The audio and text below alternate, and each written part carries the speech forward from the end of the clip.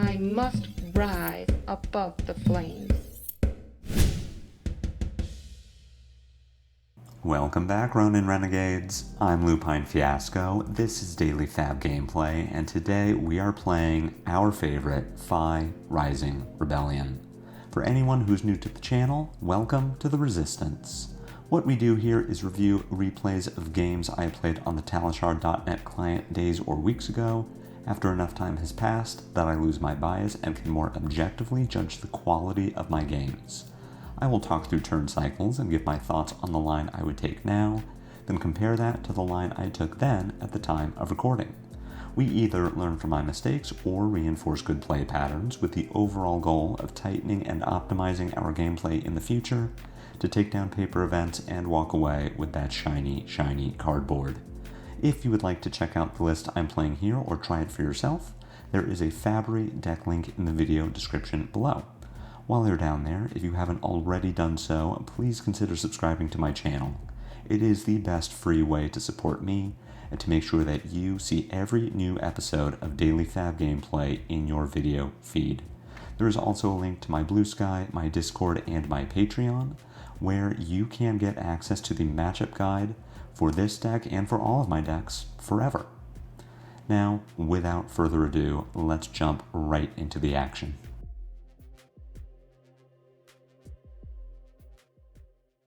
The time that many of you have waited for is finally here. We are on indefinite hiatus from Syndra, and we return to our favorite Draconic Ninja, FaB.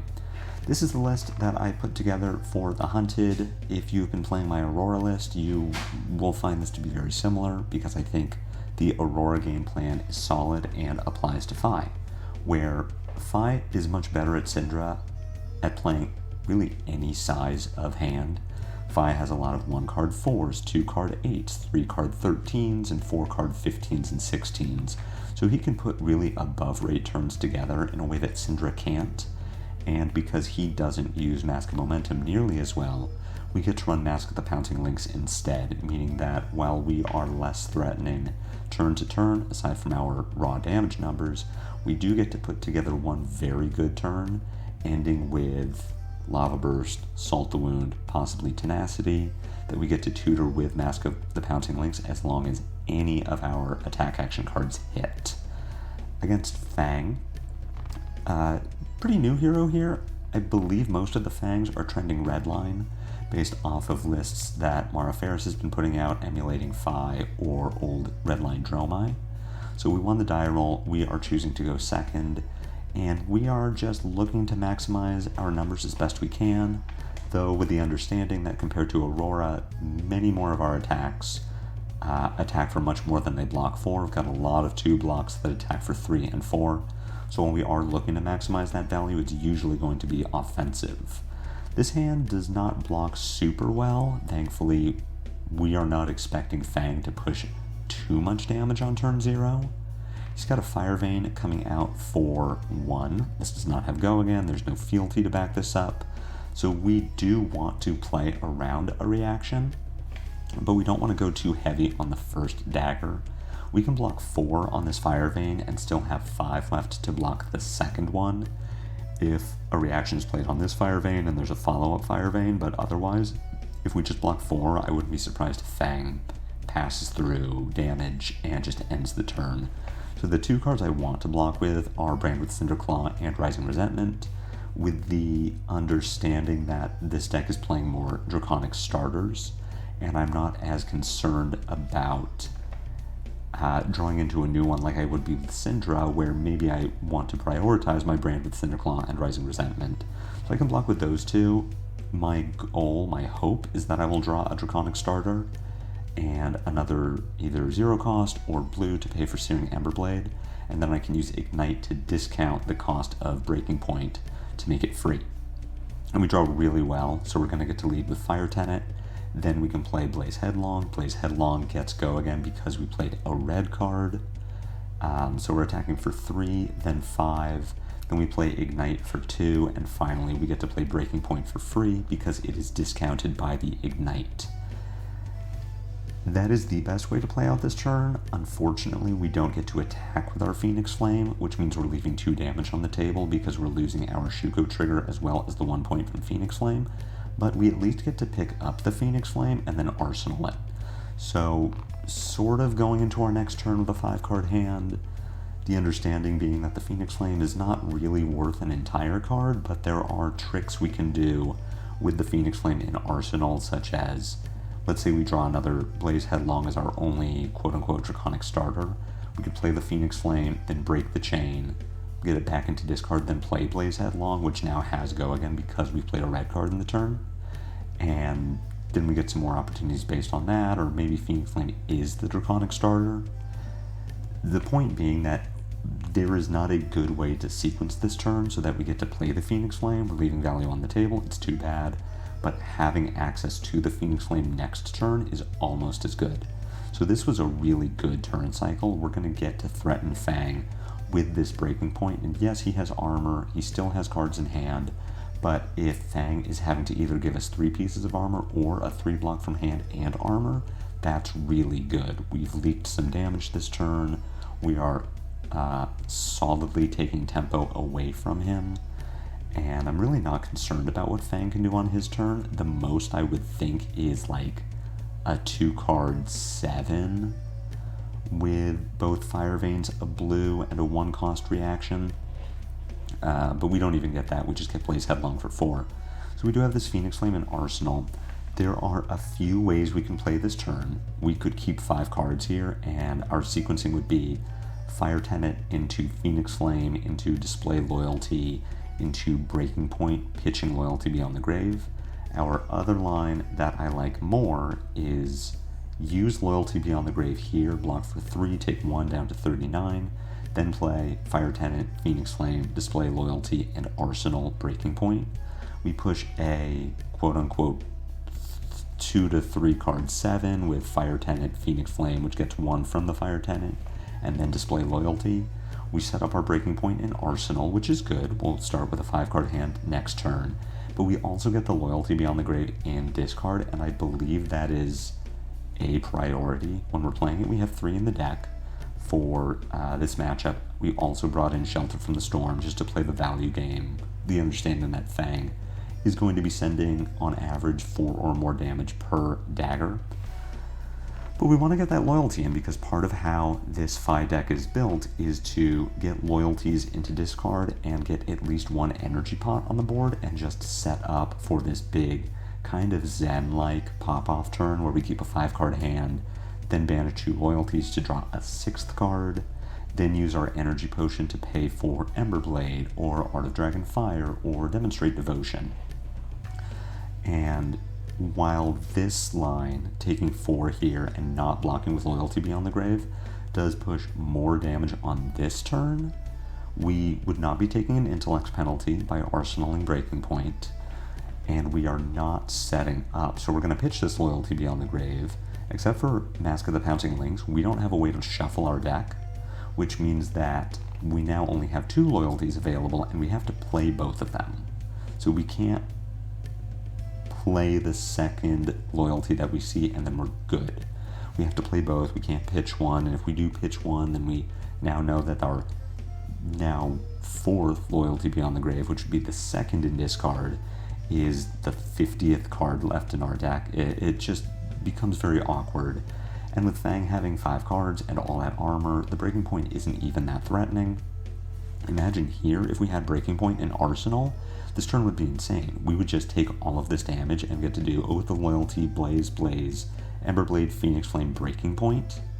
We still get to play a very effective turn, but we don't get to do that turn, and that turn is something I'm really interested in. So we just lost quite a bit of value and got nothing in return. Now that being said, this hand is still very good. This is a 4-card 16. We can play Loyalty, Blaze Headlong, pitch Dragon Power for Searing Emberblade, then pick up and play Phoenix Flame. We could think about breaking Mask of the Pouncing Lynx to get a Lava Burst for 6. Depending on how Fang does or doesn't block, we could think about getting Salt the Wound and then breaking our fealty to be able to play it while under the effect of Oath of Loyalty. But I really don't want to block here. and having watched this replay back already, I know that I'm going to block with Dragon Power, which is wrong, and it's wrong for a couple of reasons. The first is that we want to just push damage. Fang isn't pushing any on-hits here, and especially if we're blocking the first dagger, the first dagger is never the threatening one, because Fang's attack reactions that mark or make fealty are always doing that if you control 2 Draconic attack chain links, and currently Fang does not.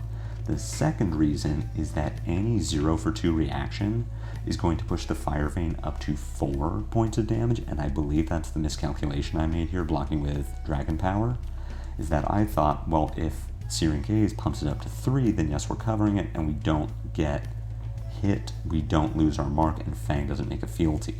But Fang is always going to attack for 4, in which case we should have just kept that 3 block. So we still get to pick up our Phoenix Flame at the end of this turn. We only lose 3 points of value. Effectively, we chose to block for 3 instead of attack for 3, but the blocking really didn't do what we wanted it to do, which was prevent Fang from generating that fealty and hitting while we were marked. So we should have just taken 3 offensive value. Also, we just want to get Fang low enough so that Mask of the Pouncing Lynx represents a real threat.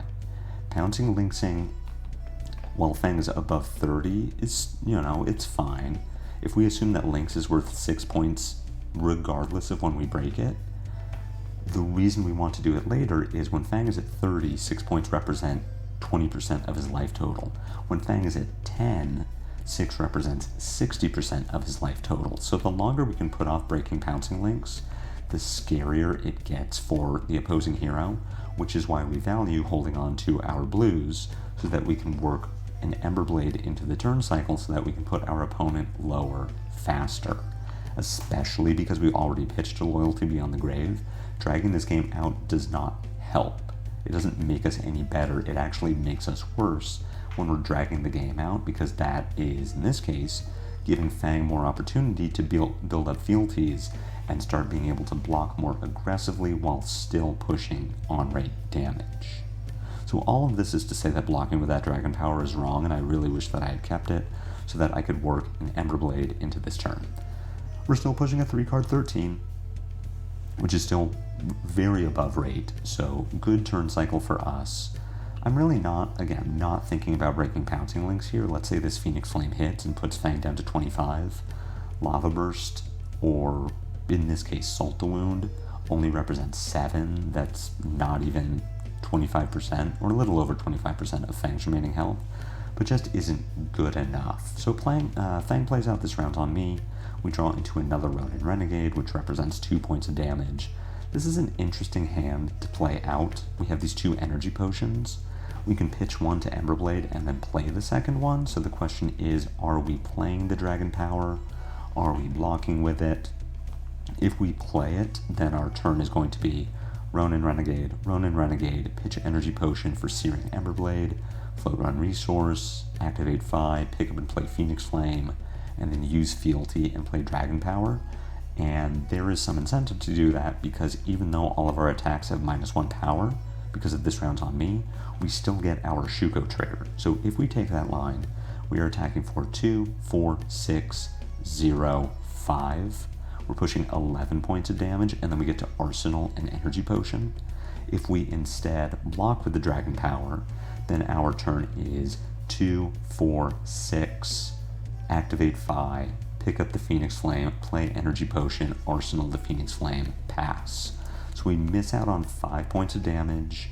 We are still arsenaling a card, but it's kind of a half card in this case. We do get to play an Energy Potion.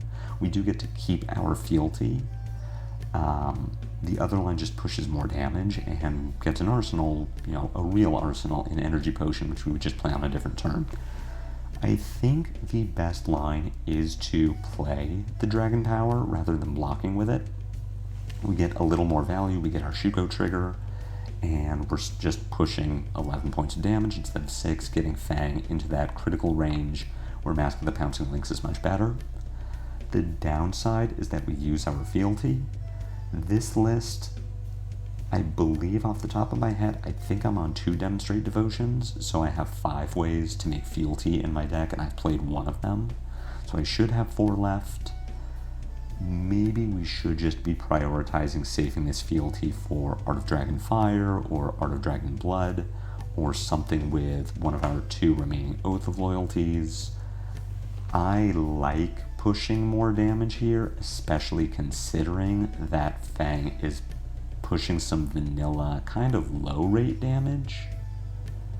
But I could see an argument for just blocking with Dragon Power here, or on the previous chain link, and saving the fealty. Now, we haven't done that. I think blocking with Dragon Power here is a value loss. We're blocking 3 on 2.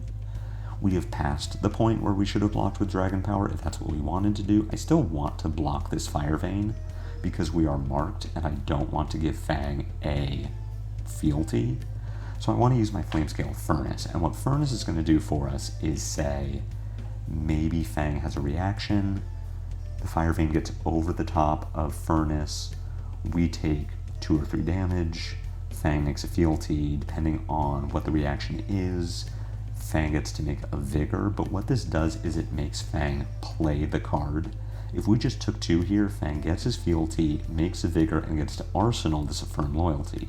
But now, yes, we take 3 points of damage, Fang makes a Vigor, Fang makes a fealty, but he doesn't have an Arsenal, and 4-card Fang is a lot less scary than 5-card Fang. Now at this point, the turn just plays itself. Ronin, Emberblade, Phoenix Flame, Fealty, Dragon Power, Arsenal, Energy Potion. You don't need me to tell you how to navigate this turn. All of our cards kind of do the same thing. We don't have any real on-hits, so sequencing here is a lot less important. We are under the effects of This Round's on Me, and we are using our Shuko for Dragon Power, so Mask of the Pouncing Lynx is not on my radar here. Absolutely not something I'm considering, especially because I'm going to Arsenal an Energy Potion, and I am going to look to play it on a future turn. I want that E-Pot down before I break Pouncing Lynx, because my ideal hand is 4 or 5 reds with the Energy Potion. That's going to let me head jab 4 times, break E-Pot, attack with Emberblade, pick up and play Phoenix Flame, have 6 chain links down, and get to break Mask of the Pouncing Lynx for Salt Wound or Tenacity. Something that isn't Lava Burst. Lava Burst is kind of our minimum damage. At 6 with Tiger Stripe Shuko, we're looking for more than that. Which is, you know, again, this round's on me saying we're not going to break Pouncing Lynx, we're not going to use Snapdragons here, but just because we found this Energy Potion, I want to take the time to actually set it up before I look to pop off. Now, this hand is okay. This is where we get to set up the Energy Potion, and because we have this Oath of Loyalty that we want to start with, there are a couple of ways we can navigate this turn. So we want to block with Shelter from the Storm, because our arsenal is either going to be Energy Potion or Oath of Loyalty, the reason being that we cannot play Oath of Loyalty and Energy Potion in the same turn without fealty. So our turn is either going to be block with Shelter from the Storm, then play Oath of Loyalty, Rising Resentment, Searing Emberblade, Phoenix Flame, keep E-Pot in arsenal, or what I like more is Rising Resentment, pitch Dragon Power for Searing Emberblade, pick up and play Phoenix Flame, play Energy Potion, Arsenal, Oath of Loyalty. We are not preventing Fang from getting any on-hits with the Shelter from the Storm. The Cut from the Same Cloth says that this comes in for at least 5. We could think about blocking it, but we just need to play the card, because Oath of Loyalty is going in our arsenal. We cannot hold on to Shelter from the Storm. I think we should block with it here. Again, we're not preventing any on-hits, but we are just guaranteeing that we get our full 4 points of value. The worst case here is, say, Fang turns this resource into a Vigor, pitches a red or a blue, attacks with Fire Vein for 2. We Shelter from the Storm it, and then Fang just passes the turn. We would have just lost 2 points of value. So Fang does play the Scar Tissue. We get our full value from Shelter from the Storm, but that's just lucky. We didn't know that was going to happen. There is a world where Fang just arsenals the scar tissue, and we are sad that we lost value on Shelter. So I don't like that we blocked on Chainlink 1 or Chainlink 2. We saw that Fang had Glint the Quicksilver, which he could have played after we use Shelter from the Storm. But I think it's more likely that we put Fang on having a Draconic attack reaction rather than Glint the Quicksilver, and that we definitely get 4 on Chainlink 1. So at this point, the turn plays itself: Rising Resentment, Emberblade, Phoenix Flame, Energy Potion, Arsenal, Oath of Loyalty, and we have Fang low enough that we are just now looking for this 5-card hand with Energy Potion to pay for Searing Emberblade. It's just that because we have Oath of Loyalty, we need a specific hand. We can't draw into Salt the Wound, Art of Dragon Blood, or Fire. Our deck can deliver on an Oath of Loyalty starter, it's just sort of a specific hand that we need. But as far as setup goes, we're still in a really good position. This Phoenix Flame could represent Lava Burst with Tiger Stripe Shuko. I wouldn't necessarily mind getting 6 points of damage here. Take Fang down to 7. We have to use our Snapdragons for it, but that's fine. Instead, Fang is just going to give us armor, which is great. That's just opening the door for Phoenix Flame to hit later. So we're going to Arsenal this Oath. We draw into just kind of bad cards. I mean, this hand is not functional without Fealty. Even with Fealty, we would need like 2 Fealty to make this okay. So I just want to block here with Salt the Wound, Art of Dragon Fire, and Loyalty Beyond the Grave. And then ideally on my turn, I'm playing Art of Dragon Blood as just a 0 for 4. This is where we kind of get punished for not having blocked with that first Loyalty Beyond the Grave. I wouldn't want to banish them on my next turn. Again, this hand is not good, and I want to save the loyalties to really pop off. But this is where, wow, imagine if we block for 9 here with Salt, Fire, Loyalty Beyond the Grave, attack with Art of Dragon Blood, and then draw like 4 Ronin Renegades. Obviously we don't have 4 Ronin Renegades, but just Draconic head jabs. Now we're pushing 16 points of damage over 5 Chainlinks with 5 cards, and then we use our loyalties and draw into a 6th head jab. Like, that would just be insane. And then we've got Epot for Searing Emberblade, Phoenix Flame. If any of those hit, we get to break Mask of the Pouncing Lynx for Lava Burst. Like, this is what I'm talking about, where I say we really want to be setting up, which is why I regret not having set up earlier in the game. Now, how are we blocking here? I want to prioritize blocking out the second chain link, because that is where Fang is going to have on-hits, on-hit mark, on-hit fealty. But I still do want to get my value here, so I want to block the Fire Vein with Art of Dragon Fire. It's just a 3 block, and then for the next dagger, I'm using Salt the Wound and Loyalty Beyond the Grave. Really depends on what Fang does, and the fact that it's Tooth of the Dragon says that he can just stop here. The first Fire Vein has go again. We are losing value because we blocked 3 on 2. The next Fire Vein comes in for a minimum of 4, and Fang can just buff it after that. We're going to give Fang the undo on that Perforate. So, kind of regardless of what happens, we're blocking 6 on the next Fire Vein, and then we're sending Art of Dragon Blood for 4. We'll see where our life total ends up. I'm hoping that Fang can't just kill us. We do still have 3 points of armor between Flamescale Furnace and Tiger Stripe Shuko. Depending on whether we draw non-draconic cards, we could think about blocking with them as well, because we can't play them with Oath of Loyalty. But I do feel like I'm in a good spot here. Fang is in that lethal range with Mask of the Pouncing Lynx, and we're just going to get him even lower with Art of Dragon Blood. Got a Blistering Blade coming in, buffing the dagger up to 8. We're going to play Loyalty Beyond the Grave, because we just get 3 points of value, and we're taking 2 after this. Fang gives his Fire Vein an additional attack and a discounted cost with Perforate, so we know we're at least taking 1 more point of damage this turn from that Fire Vein. We'll see if Fang wants to react as well. I have no reason to block this. We are not marked. There's no on-hit. For now, this just seems to be 1 point of damage, and that's fine. I'll go down to 15.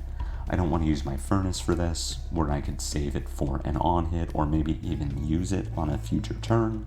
We're just going to Art of Dragon Blood for 4. I assume that Fang gives us Dynamos, Let's see if he wants to give us a 3 block from hand as well. Even if he does block from hand, that means that his offense is a little less strong. He's at 14, we have 4 points of damage in our arsenal. I'm feeling great about being able to present lethal as soon as I draw a good hand to do it with. We get the Dynamo. Let's see if we're going to get a card from hand as well. The answer is no. So Fang does keep 5 cards. That's pretty spooky, let's be real. But we are effectively at 18, effectively at 21 even, because we draw into a second Oath of Loyalty and that we just cannot play. We actively want to block with this Oath of Loyalty because we cannot do anything with the Oath in our arsenal aside from play it. So at some point here, I want to block with Oath of Loyalty, and I think it should be on the second dagger.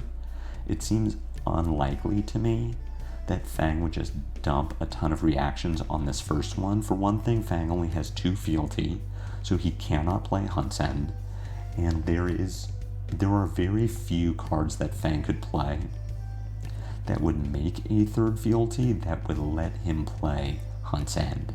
I've seen Glint the Quicksilver already, so I don't want to block here and give Fang an extra card if he plays the Glint to give this go again. So it seems unlikely that Fang could kill me here. Let's just block the second thing. So we do see a Glint.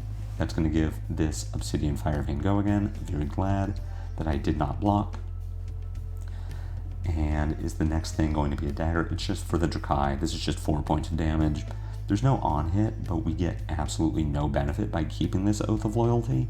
So we will instead just block with it for 3, get some value, go down to 9. Now my turn is just dumping the entire hand. I get to play Oath of Loyalty, Display Devotion, Demonstrate Devotion, Break Energy Potion, attack with Emberblade, attack with Phoenix Flame.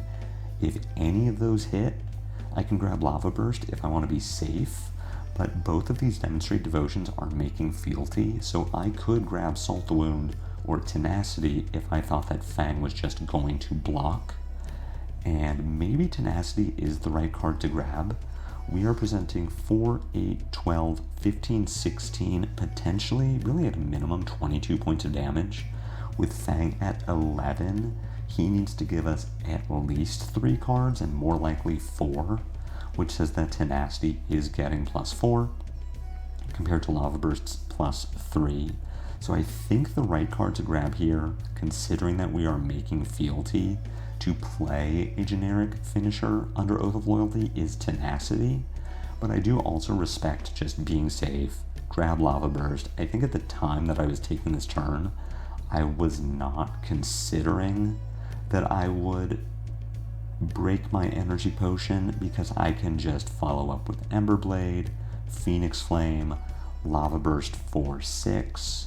The problem with this is, let's say Fang blocks the Searing Emberblade and takes no damage. Phoenix Flame comes in for 1, puts Fang to 5. Lava Burst comes in for 6. Fang can just block that with the last card in hand and live. Alternatively, we come in with Phoenix Flame, put Fang down to 4, attack with Lava Burst for 6, Fang blocks with a 3 block, goes to 1, and keeps 2 cards.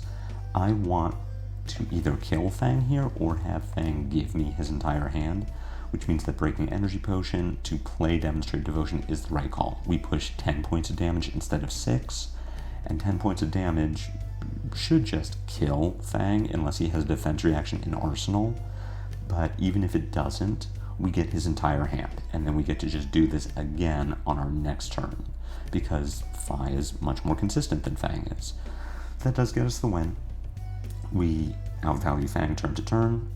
Pretty good game for FaB. My objective with this game, considering that this deck is pretty new, is more limit testing. Just seeing, does this work? Does the deck function? Does it do damage? Does it have functional turn cycles? And for the most part, yes. We drew one really bad hand where we didn't have a Draconic starter, and none of the cards in our hand worked with Oath of Loyalty, but even in that case, that hand blocked for 12, which isn't great, but is a lot better than it could have been. So already I feel good about this list, and maybe what we need to work on going forward is either getting more fealty generation into the deck, or cutting some of our cards that need that fealty. Maybe Art of Dragon Blood just isn't good enough in FaB, considering how little fealty we make. Maybe Art of Dragon Fire could be replaced with something like a Mounting Anger that is a Draconic starter, still uses that one resource that we could have after pitching to Searing Emberblade. Just things that I'm playing around with, ideas that I want to experiment with, but at least for now the deck seems functional. So I hope you enjoyed this game, this return to FaB. We'll be sticking with him for at least a few weeks. I hope you learned something from it. If so, be sure to head jab that like button. My comments are always open for any questions or feedback. If you haven't already done so, please consider subscribing to my channel. It's free and helps me out a lot. I have a Blue Sky, a Discord, and a Patreon, links to which are in the video description below. I will be back later this week with more FaB replays on Daily FaB Gameplay, so until then, take care.